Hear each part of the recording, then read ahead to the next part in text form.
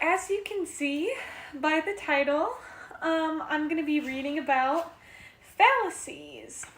So this is formal logic, the subject that I'm going to be reading about. And you might have heard of it before, specifically the topic of fallacies of relevance. But I'm not going to be reading about that today, but if you know anything about that, you can obviously refer back to maybe a little bit of that, because what I'm going to be reading about today is fallacies of weak induction. So kind of obviously goes off of the fallacies of relevance, so if you happen to know a little bit about fallacies. But yeah, that's what we're going to be reading today. So let's get started. Suppose while visiting Las Vegas for the weekend that you spend all of your allotted gambling money, $100, on a single slot machine. You remark to a friend that you would love to win your money back, and he urges you to withdraw another $100 from a nearby ATM. After all, he argues, you have put so much money into that one machine that you are due for a big win. Has your friend given you good advice? Hold on, I'm just going to pull this out of here so it's easier to read. Okay. The fallacies of weak induction occur not because the premises are logically irrelevant to the conclusion, as is the case with the 8 fallacies of relevance, but because the connection between premises and conclusion is not strong enough to support the conclusion. In each of the following fallacies, the premises provide at least a shred of evidence in support of the conclusion, but the evidence is not nearly good enough to cause a reasonable person to believe the conclusion. Like the fallacies of relevance, however, the fallacies of weak induction often involve emotional grounds for believing the conclusion. So the first one is appeal to unqualified authority. It's called argumentum ad verecundiam. Verecundiam. Diam? I might be pronouncing it wrong, so I'll show you guys.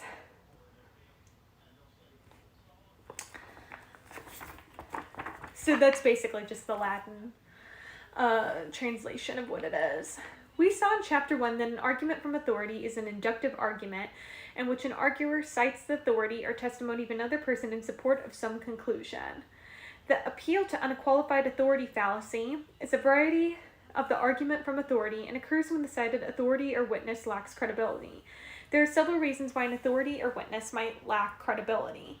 The person might lack the requisite expertise, might be biased or prejudiced, might have a motive to lie or disseminate misinformation, or might lack the requisite ability to perceive or recall. The following examples illustrate these reasons.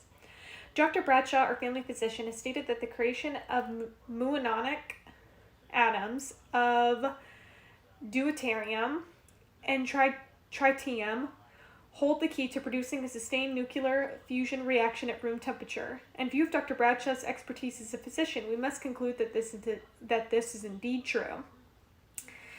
So, yeah, I was going to say I'm going to figure that because he's a family physician, that makes him not qualified to be talking about that. This conclusion deals with nuclear physics, and the authority is a family physician. Because it is unlikely that a physician would be an expert in nuclear physics, the argument commits an appeal to unqualified authority.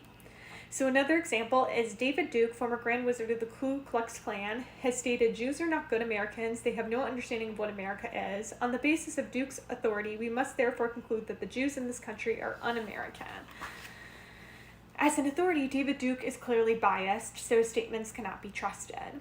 James W. Johnston, former chairman of R.J. Reynolds Tobacco Company, testified before Congress that tobacco is not an addictive substance and that smoking cigarettes does not produce any addiction. Therefore, we should believe him and conclude that smoking does not in fact lead to any addiction. If Mr. Johnson had admitted that tobacco is addictive, it would have opened the door to government regulation, which could put his company out of business. Thus, because Johnston had a clear motive to lie, we should not believe his statements. Old Mrs. Ferguson, who is practically blind, has testified that she said the defendant stabbed the victim with a bayonet while she was standing in the twilight shadows 100 yards from the incident. Sorry, that's messed up. Therefore, members of the jury must find the defendant guilty. Here, the witness lacks the ability to perceive what she has testified, so her testimony is untrustworthy. I'm sorry, the details in that was a little too much to make it obvious that she doesn't know what she's talking about, that she's not credible. Of course, if an authority is credible, the resulting argument will contain no fallacy. Example, the county tax collector issued a press release stating that property tax revenues are higher this year than last. Therefore, we conclude that these revenues are indeed higher this year. Oh, okay. Yeah, the property, sorry. Issued a press release stating that property tax revenues are higher this year than last. Therefore, we conclude that these revenues are indeed higher this year. Normally, a county tax collector would be considered a qualified expert in the area of tax revenues, so assuming the tax collector has no reason to lie, this argument is inductively strong. In deciding whether a person is a qualified authority, one should keep two important points in mind. First, the person might be an authority in more than one field. For example, chemists might also be an authority in biology, or an economist might also be an authority in law. The second point is that there are some areas in which practically no one can be considered an authority. Such areas include politics, morals, and religion. For example, if someone were to argue that abortion is immoral because a certain philosopher or religious leader has said so, the argument would be weak regardless of the authority's qualifications. Many questions in these areas are so hotly contested that there is no conventional wisdom an authority can depend on. So, and then they give little diagrams each time. So basically, it's an appeal to unqualified authority. So I think it has the little like bubble, the A, which means argument, right? Oh, no. Okay, it says here. A is the arguer, and then AU is the unqualified authority. So the arguer cites the unqualified authority, and then the arguer also asserts a conclusion. So the graphs are like sometimes helpful, but depends on kind of what you're looking at or what the general rule of the fallacy is, but depends, but some of them are not as straightforward, so I don't always refer to them, but if you like to, you know, whatever is easiest for you, I'll show them if need be, or keep showing them. Just sort of depends. Okay, the next one is appeal to ignorance, and I'm apologizing in advance if I'm pronouncing things wrong. Argumentum ad ignorantiam. Maybe somebody hopefully knows Latin. I wish I did, that would be cool. When the premises of an argument state that nothing has been proved one way or the other about something, and the conclusion then makes a definite assertion about that thing, the argument commits an appeal to ignorance. The issue usually involves something that is incapable of being proved or something that has not yet been proved. Example. People have been trying for centuries to provide conclusive evidence for the claims of astrology, and no one has ever succeeded. Therefore, we must conclude that astrology is a lot of nonsense. Conversely, the following argument commits the same fallacy. People have been trying for centuries to disprove the claims of astrology, and no one has ever succeeded. Therefore, we must conclude that the claims of astrology are true. The premises of an argument are supposed to provide positive evidence for the conclusion. The premises of these arguments, however, tell us nothing about astrology. Rather, they tell us about what certain unnamed and unidentified people have tried unsuccessfully to do. This evidence may provide some slight reason for believing the conclusion, but certainly not sufficient reason. So, appeal to ignorance, the premise, nobody has proved that X is true, and then it leads into the conclusion, X is false.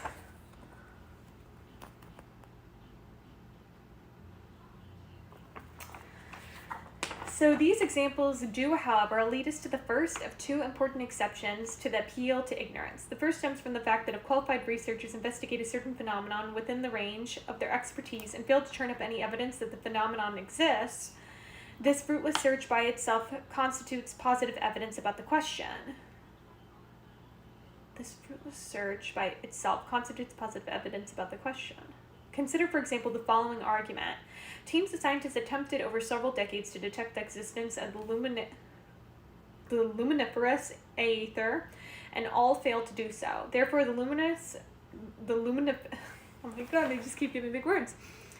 The luminiferous aether does not exist. The premises of this argument are true. Given the circumstances, it is likely that the scientists in question would have detected the aether if in fact it did exist. Since they did not detect it, it probably does not exist. Thus, we can say that the given argument is inductively strong, but not deductively valid. Okay, and that makes sense because obviously these aren't, the chapter, the title, concludes, obviously, that these are inductions, so I'm assuming these are going to be like kind of related to fallacies of induction or inductive kind of stuff. So, okay. I think I kind of get it too. I'm learning this along as I'm reading it with you guys. So I think it kind of makes sense too, because they're very vague, and kind of the first one is saying unidentified people and not really naming and just kind of being generalized about it, making like a generalization. But this is like more specific, like these team of scientists tried to test this and failed to do so. So maybe because it's more like narrowed down, they see it as like more accurate. So as for the two arguments about astrology, if the attempts to prove or disprove the astrological claims had been done in a systematic way by qualified experts, the arguments would more likely be good. Exactly what is required to qualify someone to investigate astrological claims is of course difficult to say. But as these arguments stand, the premises state nothing about the qualifications of the investigators, and so the arguments remain fallacious. It is not always necessary, however, that the investigators have special qualifications. The kinds of qualifications needed depend on the situation. Sometimes the mere ability to see and report what one sees is sufficient. Example, no one has ever seen Mr. Andrews drink a glass of wine, beer, or any other alcoholic beverage. Probably Mr. Andrews is a non-drinker, because it is highly probable that if Mr. Andrews were a drinker, somebody would have seen him drinking. This argument is inductively strong. No special qualifications are needed to be able to see someone take a drink. The second exception to the appeal to ignorance relates to courtroom procedure. In the United States and a few other countries, a person is presumed innocent until proven guilty. If the prosecutor in a criminal trial fails to prove the guilt of the defendant beyond reasonable doubt, counsel for the defense may justifiably argue that his or her client is not guilty. Example, members of the jury who have heard the prosecution present its case against the defendant. Nothing, however, has been proved beyond a reasonable doubt. Therefore, under the law, the defendant is not guilty. This argument commits no fallacy, because not guilty means in the legal sense that guilt beyond a reasonable doubt has not been proved. The defendant may indeed have committed the crime of which he or she is accused, but if the prosecutor fails to prove guilt beyond a reasonable doubt, the defendant is considered not guilty. So the next section is hasty generalization. Converse accident. Hasty generalization is a fallacy that affects inductive generalizations. In Chapter 1, we saw that inductive generalization is an argument that draws a conclusion about all members of a group from evidence that pertains to a selected sample. The fallacy occurs when there is a reasonably likelihood that the sample is not representative of the group. Such a likelihood may arise if the sample is either too small or not randomly selected. Here are two examples. Today's money managers are a pack of thieves, every last one of them. Look at Bernie Madoff and Robert Allen Stanford. They ripped off billions of dollars from thousands of trusting clients, and Rajaratnam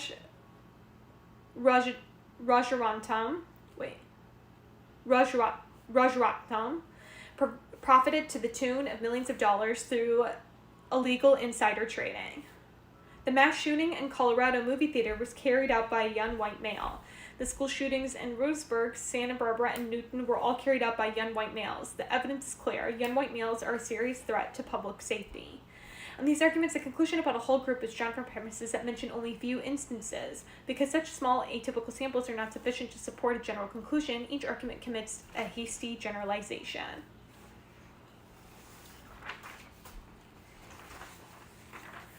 So it shows the diagram for hasty generalization here. Specific cases not representative, and then kind of the generalization that is made leading into the general rule.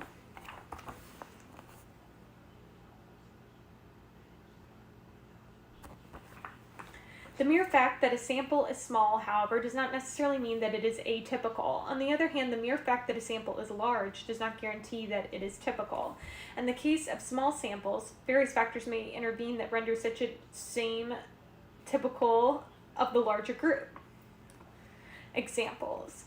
10 milligrams of substance Z was fed to 4 mice, and within 2 minutes, all 4 went into shock and died. Probably substance Z in this amount is fatal to mice in general. On 30 separate occasions, I drank a bottle of Figowitz beer and found it flat and bitter. Probably I would find every bottle of Figowitz beer flat and bitter. Neither of these arguments commits the fallacy of hasty generalization, because in neither case is there any likelihood that the sample is atypical of the group. In the first argument, the fact that the mice died in only 2 minutes suggests that existence of a causal connection between eating substance Z, and death. If there is such a connection, it would hold for other mice as well. In the second example, the fact that the taste of beer typically remains constant from bottle to bottle causes the argument to be strong, even though only 3 bottles were sampled. In the case of large samples, if the sample is not random, it may not be typical of the larger group. Example: 100,000 voters from Orange County, California were surveyed on their choice for governor, and 68% said they intend to vote for the Republican candidate. Clearly, the Republican candidate will be elected. Even though the sample cited in this argument is large, the argument commits a hasty generalization. The problem is that Orange County is overwhelmingly Republican, so the mere fact that 68% intend to vote for the Republican candidate is no indication of how others in the state intend to vote. In other words, the survey was not conducted randomly, and for this reason, the sample is biased. The need for randomness in samples is discussed further in Chapter 12 of this book. There's no indication of how others in the state intend to vote. Okay, I get it, because it's just a county that they're focusing on. Orange County, California, yeah, and that's obviously not representative of the whole state. Okay. And then I want to look at the first example one last time. If I'm like slowing down like this, I'm just trying to figure it out myself to make sure I fully understand it. Okay. So, and this is like, the first examples were like naming specific people. Profited to the tunes of that. So obviously them making kind of like, yeah, generalizations. Almost like, kind of like, probably stereotyping off of past instances. Okay. But I guess if it's more kind of straightforward in the facts. See, and this is a matter of like me, probably I'm going to have to go through the practice problems or look at stuff to fully understand like what kind of constitutes not being a fallacy. Hasty generalization is otherwise called converse accident because it proceeds in a direction opposite to that of accident. Whereas accident proceeds from the general to the particular, converse accident moves from the particular to the general. The premises cite some characteristic affecting one or more atypical instances of a certain, class. The premises cite some characteristic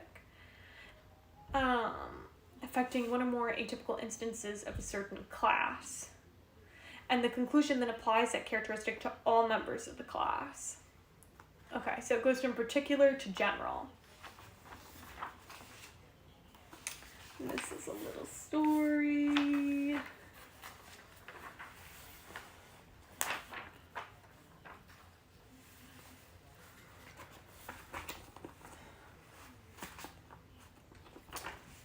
So the next one is false cause. The fallacy of false cause occurs whenever the link between premises and conclusion depends on some imagined causal connection that probably does not exist.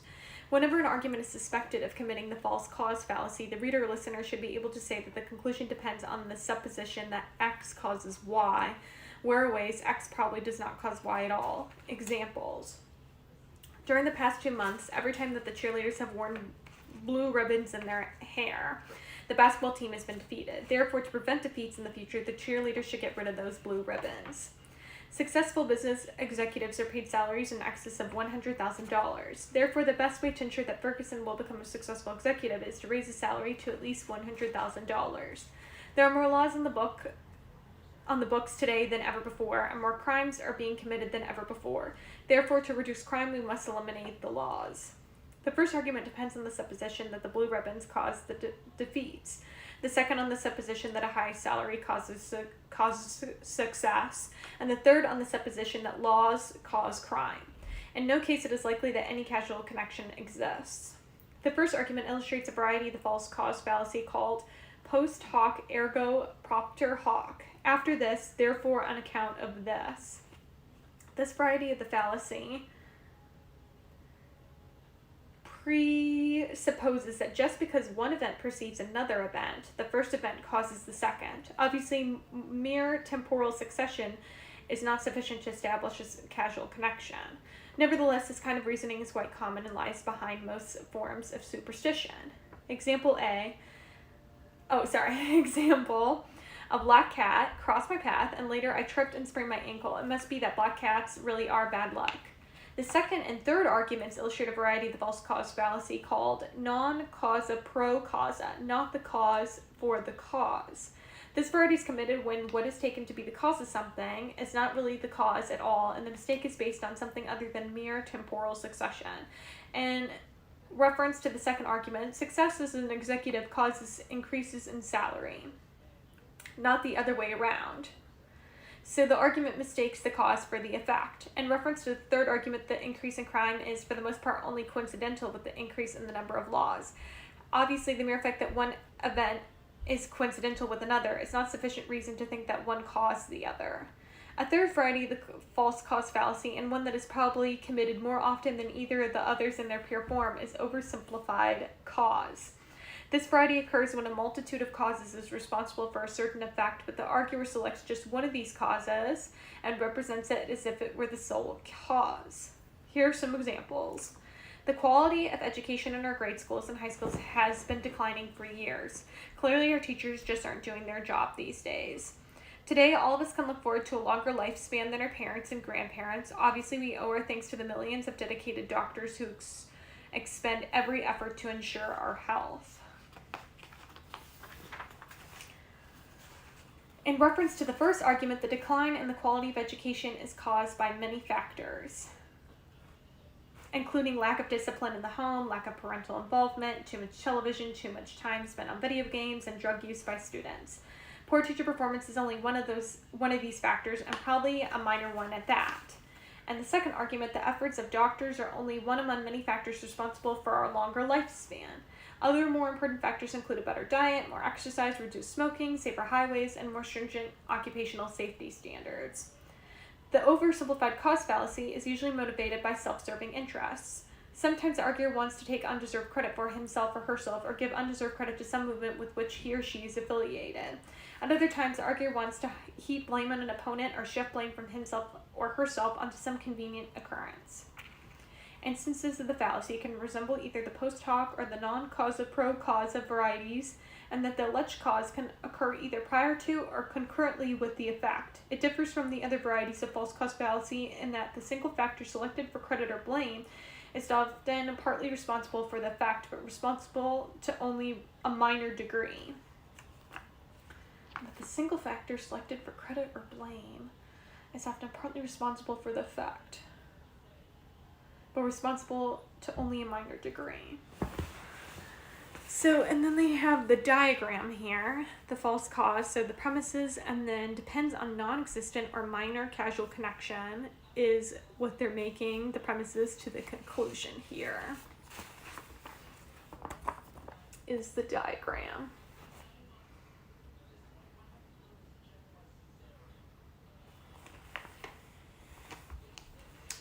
The last variety of false cause we will consider is called the gambler's fallacy. This fallacy is committed whenever the conclusion of an argument depends on the supposition that independent events in a game of chance are causally related. Here's an example. A fair coin was flipped 5 times in a row, and each time it came up heads. Therefore, it is extremely likely that it will come up tails in the next flip. In fact, it is no more likely that the coin will come up tails in the next flip than it was in the first flip. Each flip is an independent event, so earlier flips have no causal influence on later ones. Thus, the fact that the earlier flips came up heads does not increase the likelihood that the next flip will come up tails.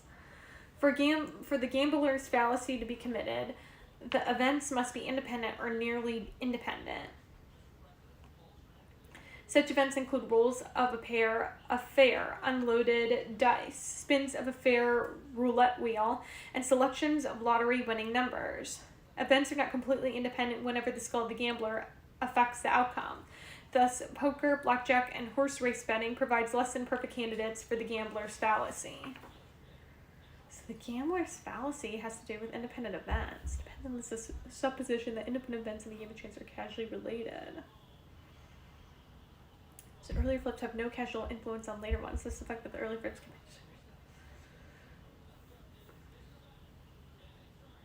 So in this case, they're saying like the coin flipping is like all of that is independent events. So because of that, there's not like a correlation.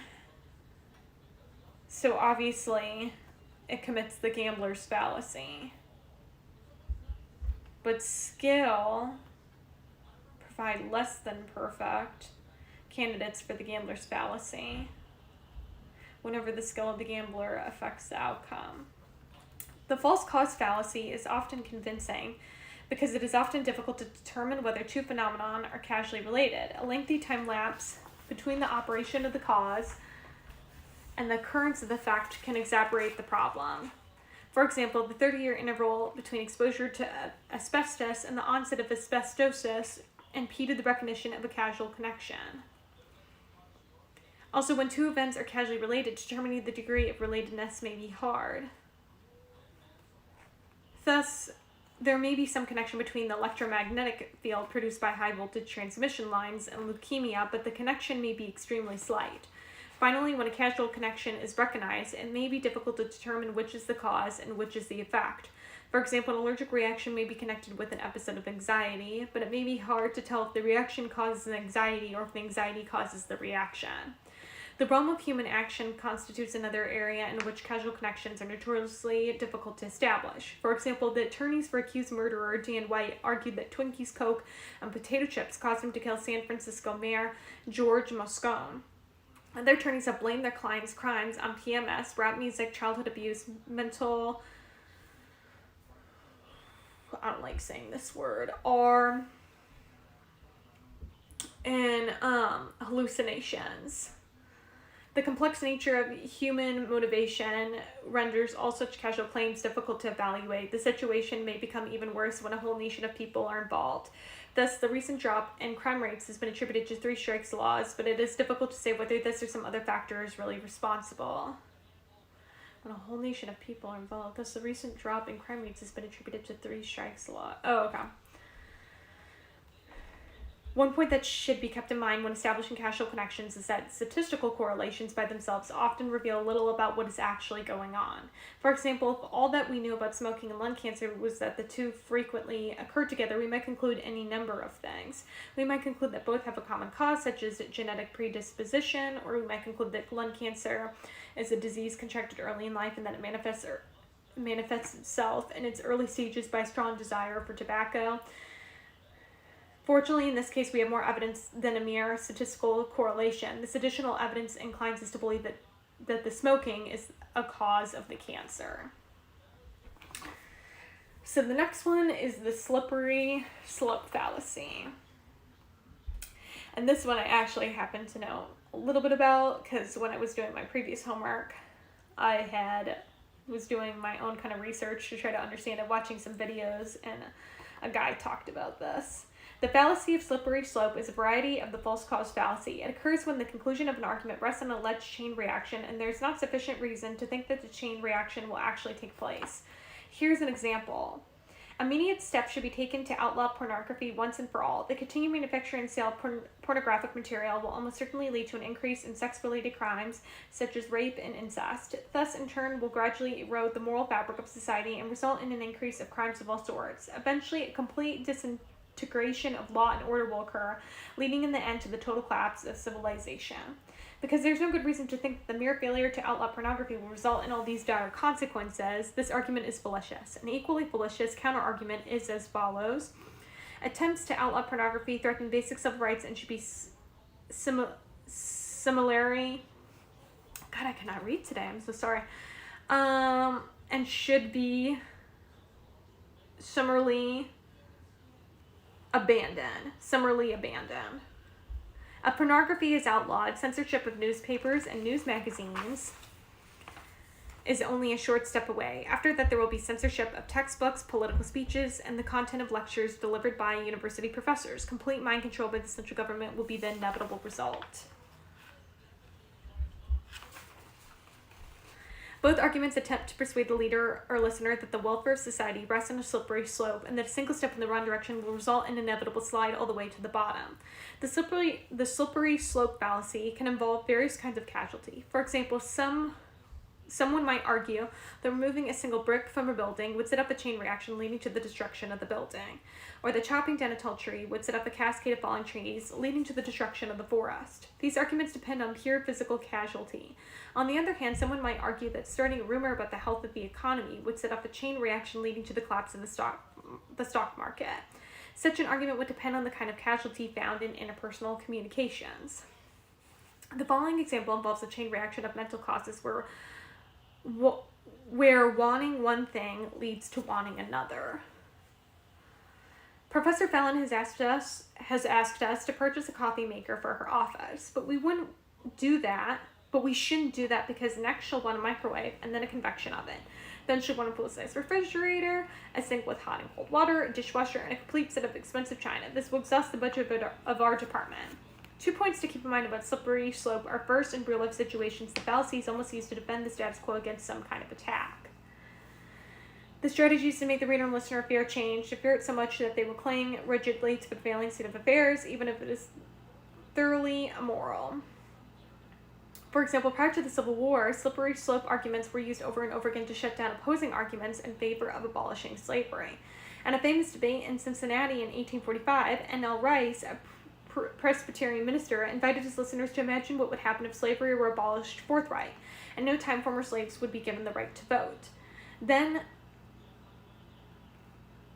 I don't like saying this either because I feel like it's rude. Then, it's in the context of history, but then a C-man might be the next governor of states having a black majority, and C-men might constitute their legislature and sit on the bench as judges in their courts. Thus, the entire administration in those states would be placed in the hands of degraded men who wholly ignorant of the principles of law and government. I just don't want to, sorry if you're probably getting frustrated that I'm doing that. I just don't want to offend anybody or whatever. I know it's in the context of history, but I just would rather but you guys know what I mean if you know history, the kind of language that they use to address people.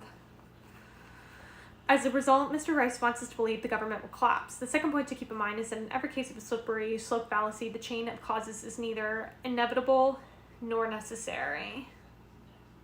The chain of causes is neither inevitable nor necessary. Somewhere along the line, there are one more links that are likely to fail. In the case of the anti-abolitionist argument, one weak link was the supposition that freed slaves, once given the right to vote, would actually be allowed to vote. As it turned out, they were not. There were poll taxes, literacy tests, threats, and intimidation. Another weak link was the supposition that slaves, once given the right to vote, would run for public office. They did not. A similar critique applies to contemporary slippery slope arguments used to crush support for physician-assisted suicide. Example, allowing a physician to assist a terminally ill patient to end his life may seem innocent enough to start with, but if this practice is allowed to get a foothold, death at the hands of a physician will become commonplace. Physicians will think nothing of administering a lethal injection, and in no time patients will be killed against their will. For these reasons, physician-assisted suicide should never be allowed. This argument is probably fallacious because the chains of causes leading from the innocent first step to the final calamity is far from assured. If physician-assisted suicide were made lawful and the abuses envisioned by this argument began to occur, there's reason to believe that the medical community would step in and call for corrective measures. Also, if suspicious deaths began to mount up, law enforcement would step in. Thus, in critiquing slippery slope arguments, it is always important to examine carefully the chain of causes and look for weak links.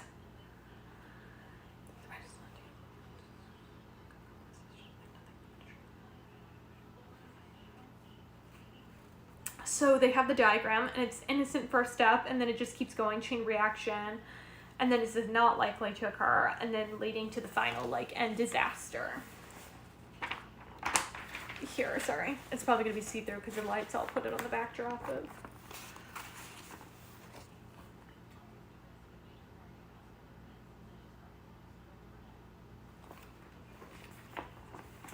The next one is weak analogy. This fallacy affects inductive arguments from analogy. As we saw in Chapter 1, an argument from analogy is an argument in which the conclusion depends on the existence of an analogy or similarity between two things or situations. The fallacy of weak analogy is committed when the analogy is not strong enough to support the conclusion that is drawn. Amber's dog is similar in many ways to Kyle's cat. Both like being petted. They enjoy being around people. They beg for food at the dinner table, and they sleep with their owners. Amber's dog loves to romp on the beach with Amber. Therefore, Kyle's cat probably loves to romp on the beach with Kyle. In this argument, the similarities cited between Amber's dogs and Kyle's cat probably have nothing to do with the cat's attitude toward romping on the beach. Thus, the argument is fallacious. The basic structure of an argument from analogy is as follows. Entity A has attributes A, B, C, and Z. Entity B has attributes A, B, C. Therefore, entity B probably has attribute Z also. Evaluating an argument having this form requires a two-step procedure. 1. Identify the attributes A, B, C that the two entities A and B share. And 2. Determine how the attribute Z mentioned in the conclusion relates to the attributes A, B, C if some or systematic relation exists between Z, as in zebra, and A, B, or C. The argument is strong. Otherwise, it is weak. So try to figure out basically if there's a causal or systematic relationship between the different things. The Z as in zebra, A, B, C. And if the argument is strong, so if there is a causal or systematic relationship, then the argument is strong. Otherwise, it is weak. In the given example, the two entities share the attributes of liking to be petted, enjoying people begging for food, and sleeping with their owners. Because it is highly probable that none of these attributes is systematically or causally related to romping on the beach, the argument is fallacious. So it's just a diagram of the premises, depends on inadequate analogy, and conclusion, like going to the conclusion.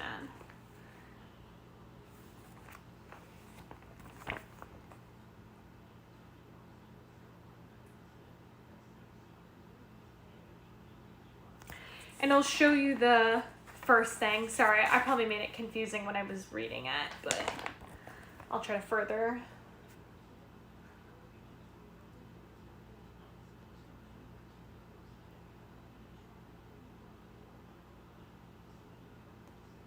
So that was what I was saying is the basic structure. And basically they try to like connect Z as in zebra to ABC in one way or another. And obviously they're saying with the one argument it will make sense that the Z as in the romping on the beach has any sort of connection to the ABC, all the other stuff like the begging for food and being petted and things like that. So as an illustration of when the requisite systematic or causal relation does and does not exist, consider the following arguments. The flow of electricity through a wire is similar to the flow of water through a pipe. Obviously, a large diameter pipe will carry a greater flow of water than a pipe of small diameter. Therefore, a large diameter wire should carry a greater flow of electricity than a small diameter wire.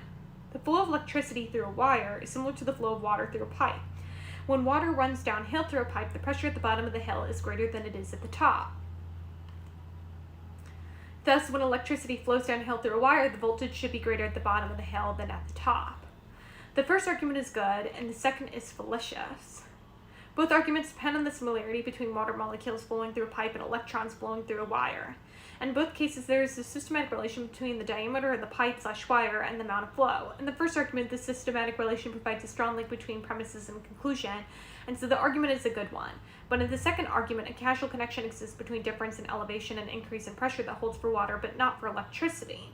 Water molecules flowing through a pipe are significantly affected by gravity, but electrons flowing through a wire are not. Thus, the second argument is fallacious.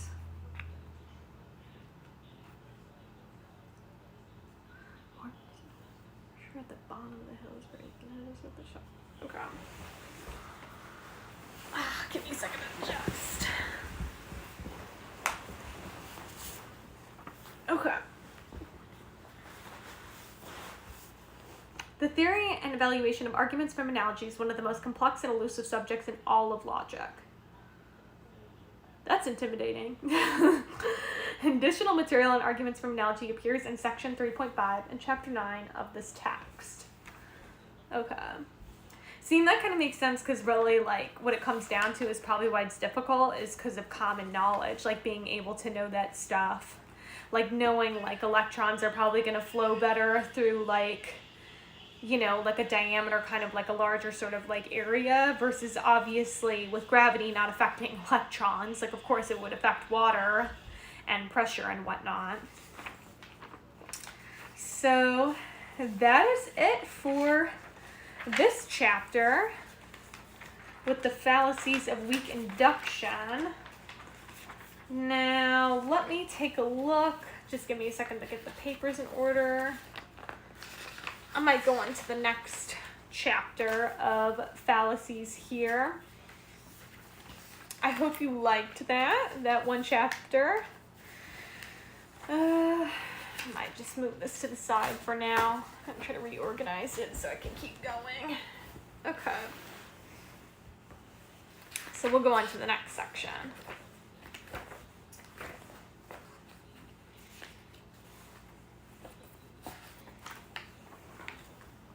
So the next one is Fallacies of Presumption, Ambiguity, and Illicit Transference.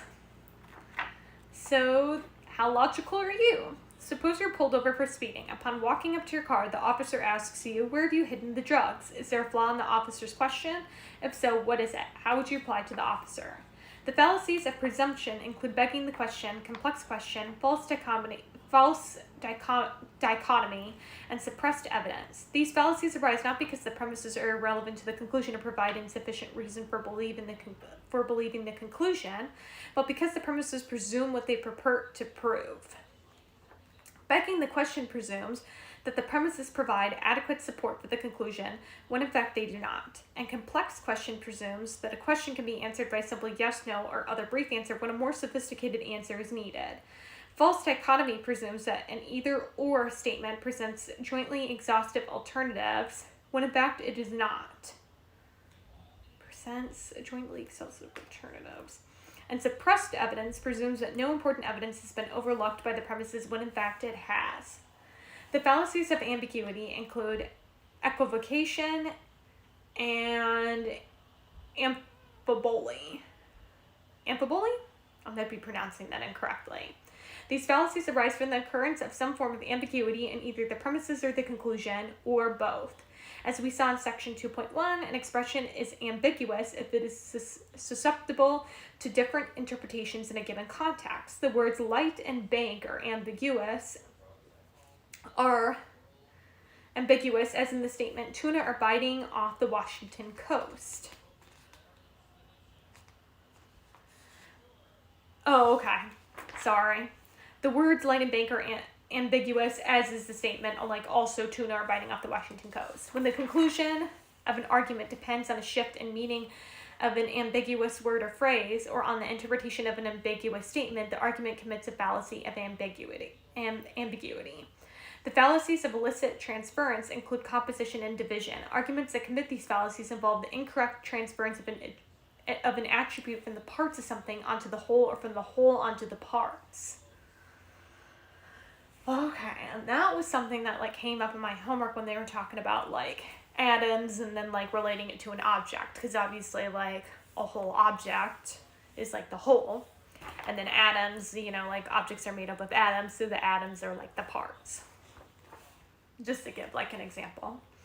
Okay, so the first one is begging the question, petitio principii.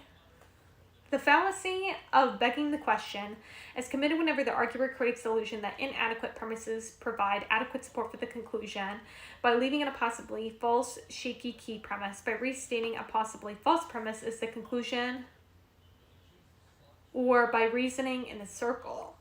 The Latin name for this fallacy, petitio principii, means request for the source.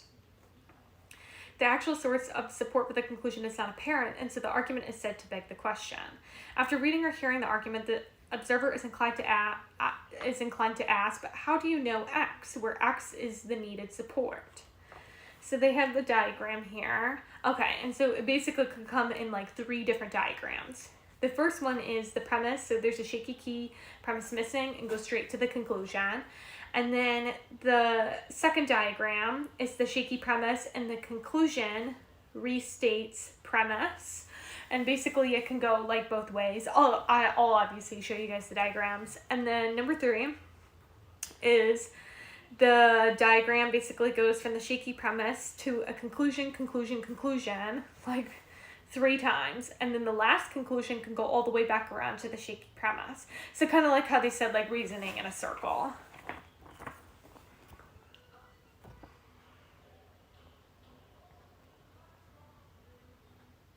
So this is the diagram for beg the question, and the 3 different ways that can be done.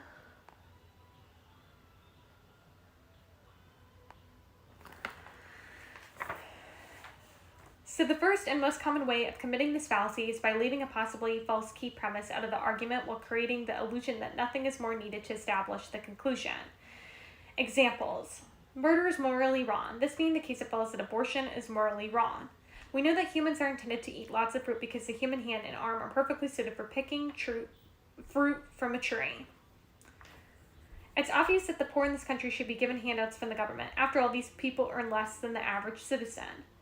Clearly, terminally ill patients have a right to doctor-assisted suicide. After all, many of these people are unable to commit suicide by themselves.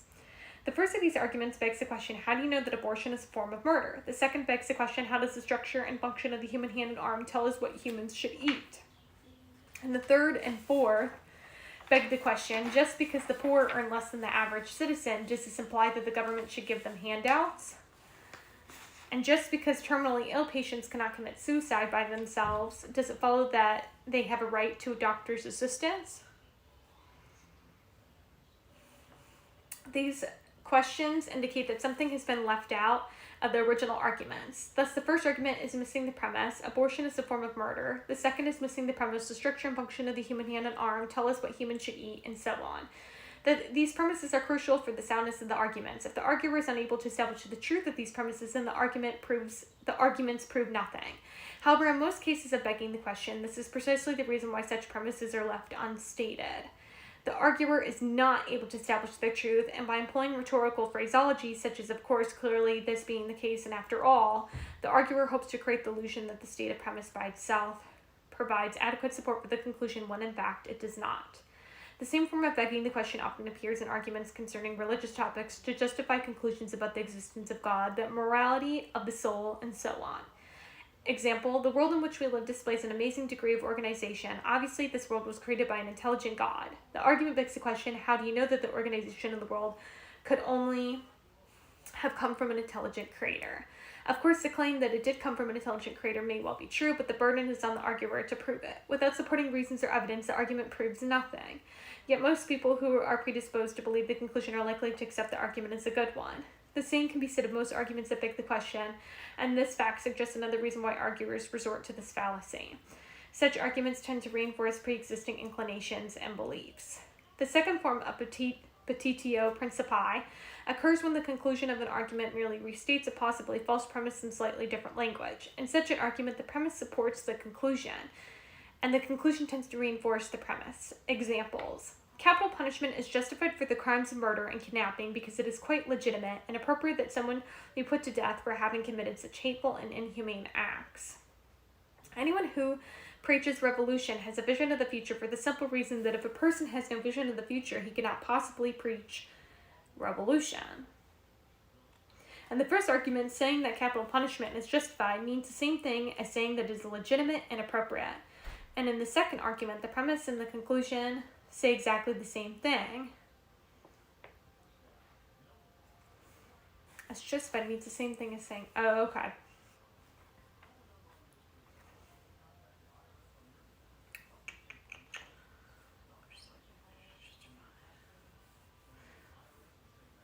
However, by repeating the same thing in slightly different language, the arguer creates the illusion that independent evidence is being presented in support of the conclusion when in fact it is not.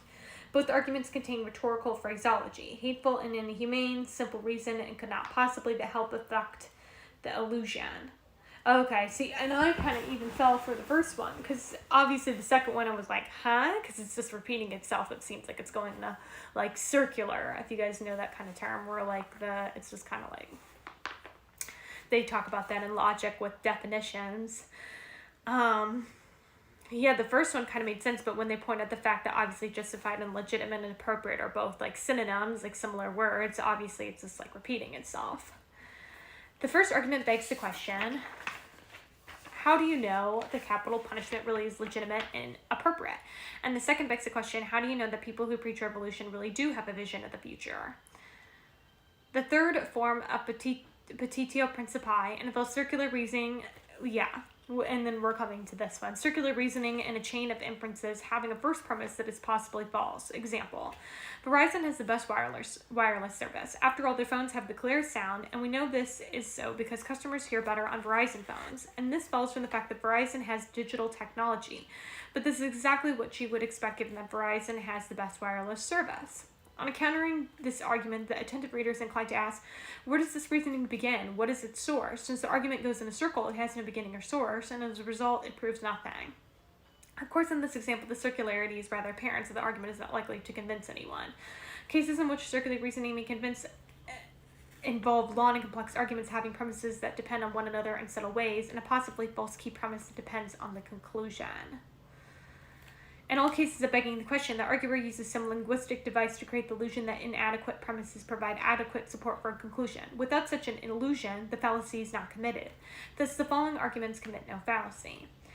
No dogs are cats, therefore no cats are dogs. London is in England and Paris is in France. Therefore, Paris is in France and London is in England. In both of these examples, the premise amounts to little more than a restatement of the conclusion. Yet both arguments are sound because they are valid and have true premises. No fallacy is committed because no illusion is created to make inadequate premises appear as adequate. We will study arguments of this in chapters 4 and 7. Here's another example. Rome is in Germany, or Rome is in Germany. Therefore, Rome is in Germany. This argument is valid, but it is unsound because it has a false premise. However, it commits no fallacy because, again, no illusion is created to cover anything up. Arguments having this form also appear in chapter 7. Okay.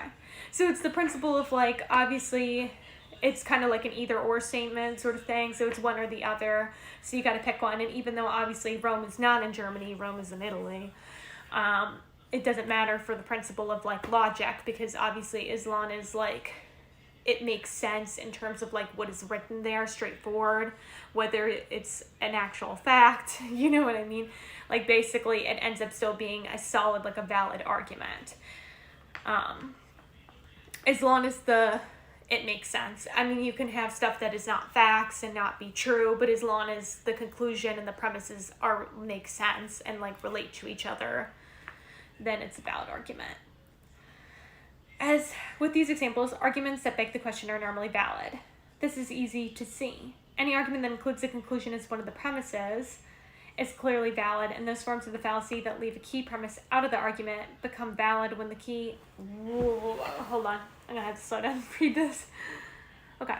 This is easy to see. Any argument that includes the conclusion as one of the premises is clearly valid, and those forms of the fallacy that leave a key premise out of the argument become valid when the key premise is introduced. The problem with arguments that beg the question is that they are usually unsound, or at least not clearly sound, because the premise needed to provide adequate support for the conclusion is at best of uncertain truth value. Because such arguments presume the truth of this premise, begging the question is called a fallacy of presumption. Because such arguments presume the truth of this premise. Begging the question is called a fallacy of presumption.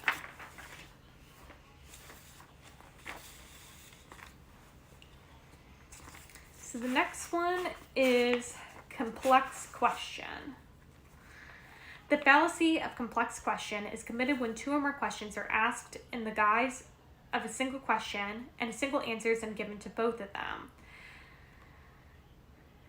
Every complex question presumes existence of a certain condition. When the respondent's answer is added to the complex question, an argument emerges that establishes the presumed condition. Thus, although not an argument as such, a complex question involves an implicit argument. This argument is usually intended to trap the respondent into acknowledging something that he or she might otherwise not want to acknowledge. Examples: have you stopped cheating on exams? Where did you hide the marijuana you were smoking? Let us suppose the respondent answers yes to the first question and under the bed to the second. The following arguments emerge. You were asked whether you have stopped cheating on exams. You answered yes. Therefore, it follows that you have cheated in the past. You were asked where you hid the marijuana you were smoking. You replied, under the bed. It follows that you were in fact smoking marijuana.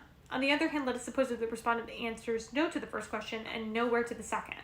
We then have the following arguments. You were asked whether you stopped cheating on exams. You answered no. Therefore, you continue to cheat.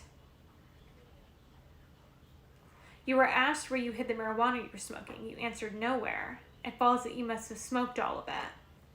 Obviously, each of the questions is really two questions. Did you cheat on exams in the past? If you did cheat in the past, have you stopped now? Were you smoking marijuana? If you were smoking it, where did you hide it?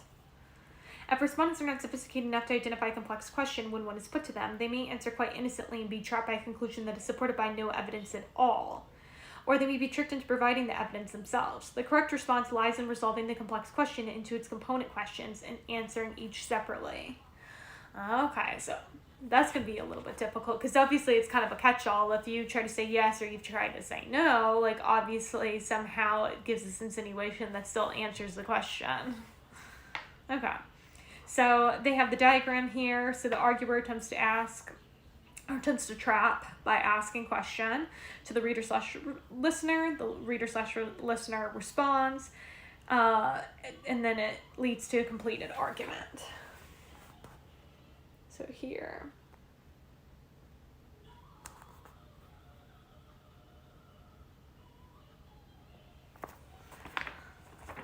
Sorry, I'm probably not holding it down low enough.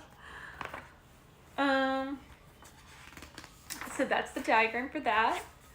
So continuing on, the fallacy of complex question should be distinguished from another kind of question known in law as a leading question. A leading question is one in which the answer is in some way suggested in the question.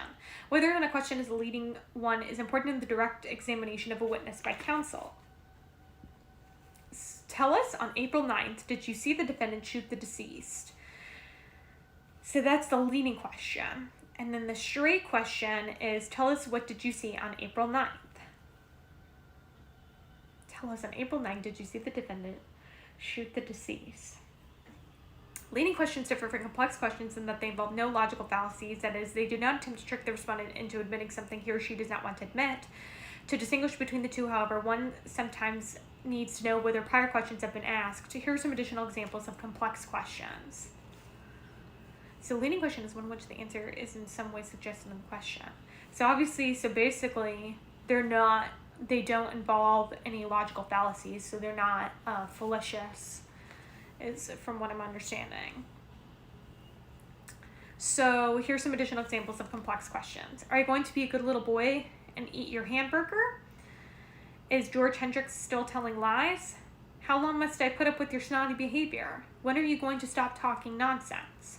And those are examples of complex questions. So going on to the next kind of fallacy is a false dichotomy.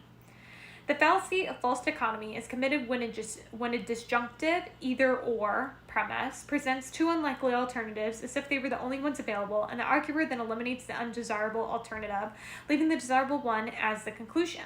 Such an argument is clearly valid, but since the disjunctive premise is false, or at least probably false, the argument is typically unsound. The fallacy is often committed by children when arguing with their parents, by advertisers, and by adults generally. Either you let me attend the Pink concert or I'll be miserable for the rest of my life.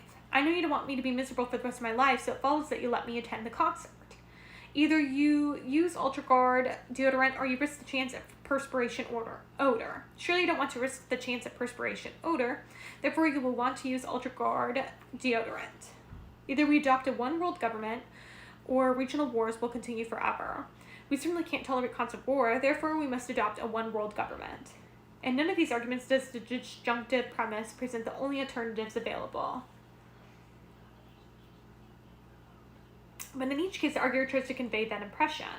For example, in the first argument, the arguer tries to convey the impression that he or she either goes to the concert or faces a lifetime of misery, and that no other alternatives are possible. Clearly, however, this is not the case. The fallacious nature of false dichotomy lies in the creation of illusion that the disjunctive premise presents jointly exhaustive alternatives. If it did, the premise would be true of necessity.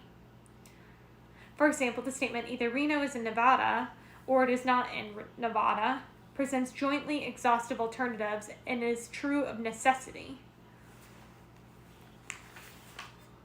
But in the fallacy of false dichotomy, not only do the two alternatives fail to be jointly exhaustive, but they are not even likely.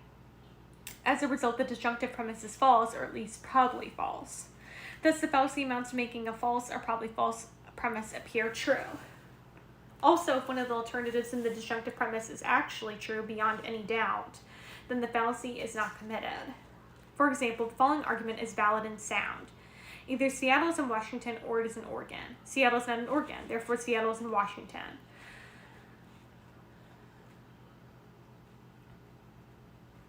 False dichotomy is otherwise called false bifurcation and the either-or fallacy. Also, in most cases, the arguer expresses only the disjunctive premise and leaves it to the reader or listener to supply the missing statements. Either you buy me a new mink coat or I'll freeze to death when winter comes. Either I continue smoking or I'll get fat and you'll hate to be seen with me. The missing premise and conclusion are easily introduced.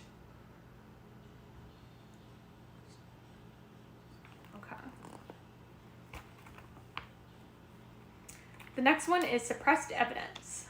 Chapter 1 explained that a cogent argument is an inductive argument with good reasoning and true premises. The requirement of true premises includes the proviso that the premises not ignore some important piece of evidence that outweighs the presented evidence and entails a very different conclusion. If an inductive argument does indeed ignore such evidence, then the argument commits the fallacy of suppressed evidence.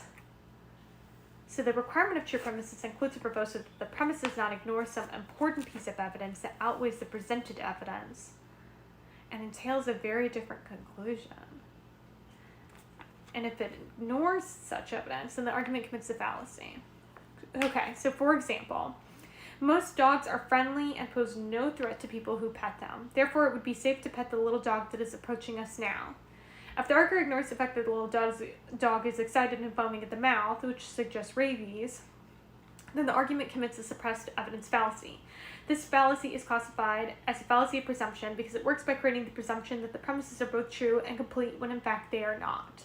Perhaps the most common occurrence of the suppressed evidence fallacy appears in inferences based on advertisements. Nearly every ad neglects to mention certain negative features of the product advertised. As a result, an observer who sees or hears an advertisement and then draws a conclusion from it may commit the fallacy of suppressed evidence. The ad for Kentucky Fried Chicken says, "Buy a bucket of chicken and have a barrel of fun." Therefore, if we buy a bucket of the chicken, we will be guaranteed to have lots of fun.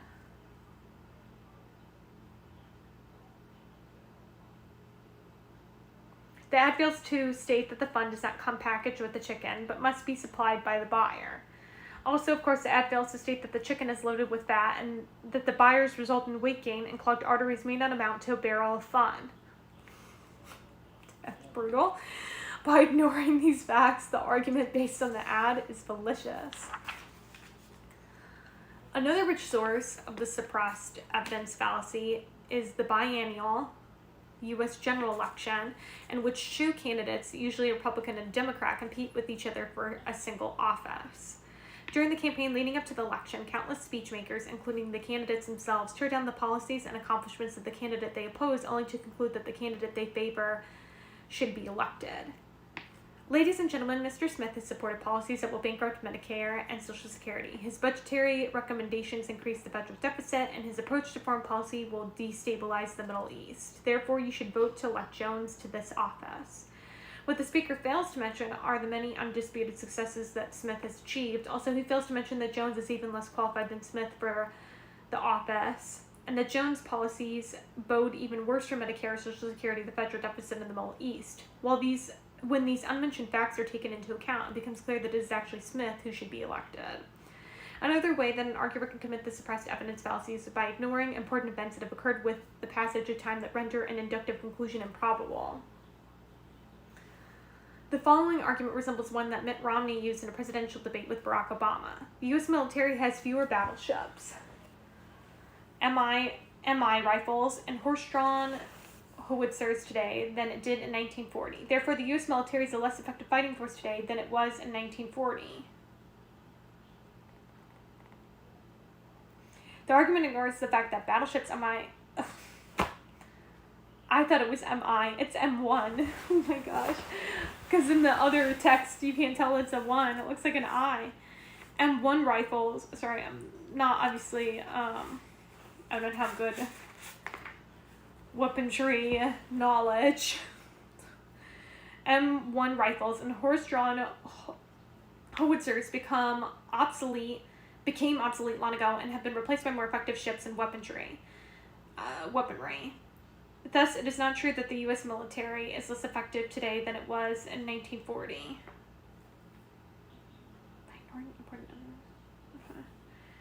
So then it gives the diagram here. So ignore stronger evidence that supports a different conclusion.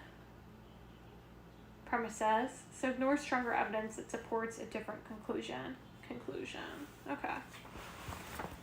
So this is the diagram here.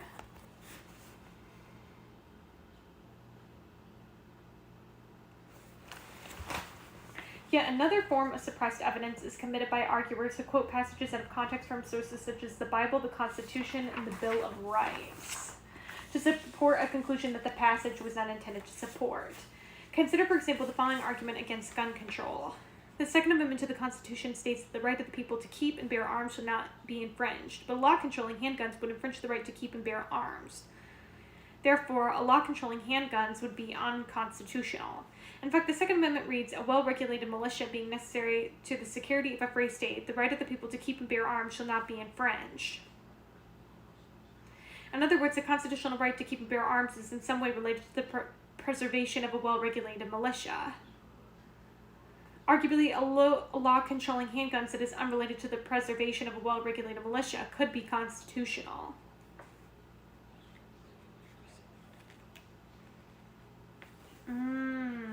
Okay. So that obviously kind of like that casual sort of connection that they were saying, and that kind of makes sense. It sounds like it's separate stuff, but obviously there's a comma there, so they're obviously like essentially related to each other.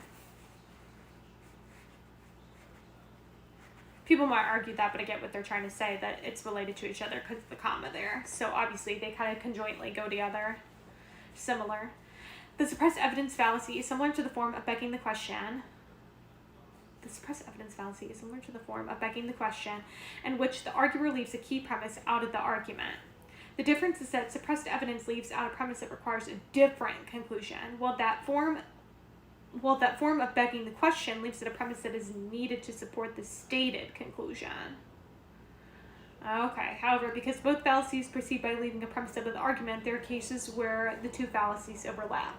So when they were referring to like beg the question, like basically they're saying that it's missing a premise that needs to support the stated conclusion that is already there.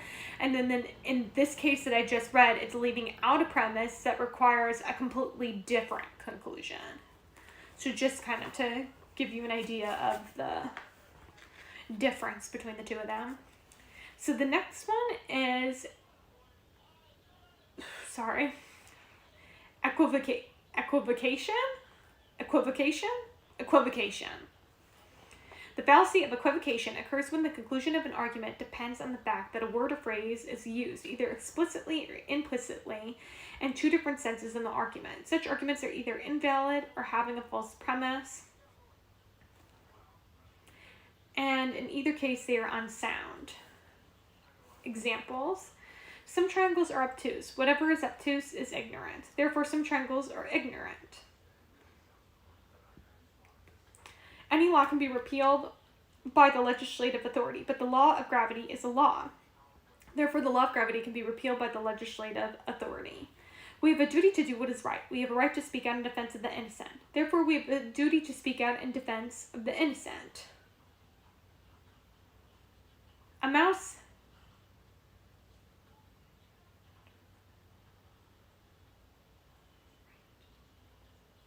is an animal, therefore a large mouse is a large animal. In the first argument, obtuse is used in two different senses. In the first premise, it describes a certain kind of angle, whereas in the second it means dull or stupid. The second argument equivocates on the word law. In the first premise, it means statutory law, and in the second it means law of nature. The third argument uses right in two senses. In the In the first premise, right means morally correct, but in the second it means a just claim or power. The fourth argument illustrates the ambiguous use of a relative word. The word large means different things depending on the context. Other relative words that are susceptible to the same kind of ambiguity include small, good, bad, light, heavy, difficult, easy, tall, and short.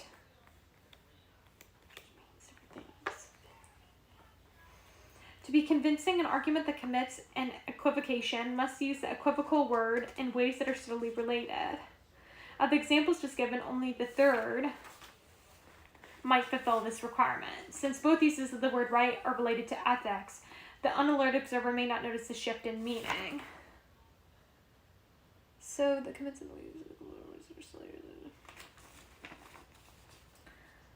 the unalert observer may not notice the shift in meaning. Another technique is to spread the shift in meaning out over the course of a lengthy argument. Political speech makers often use phrases such as equal opportunity, gun control, national security, and environmental protection in one way at the beginning of a speech, and in quite another at the end.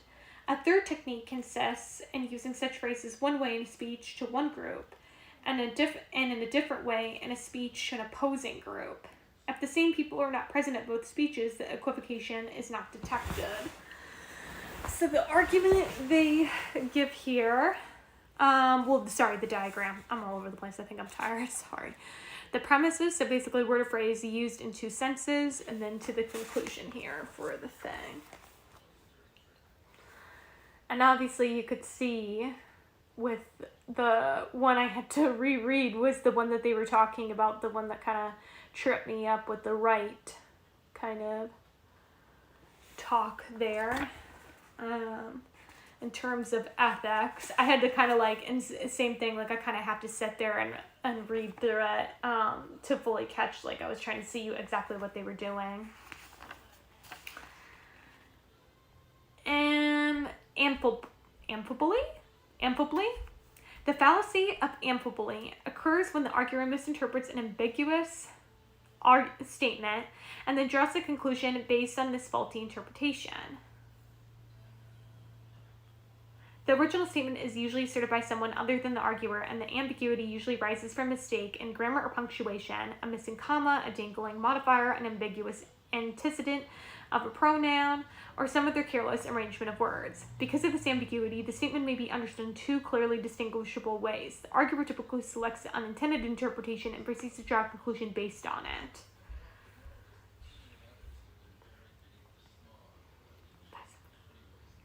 The tour guide said that standing in Greenwich Village, the Empire State Building could easily be seen. It follows that the Empire State Building is in Greenwich Village. John told Henry that he had made a mistake. It follows that John has at least the courage to admit his own mistakes. Hold on 1 second, I might take a break, you guys.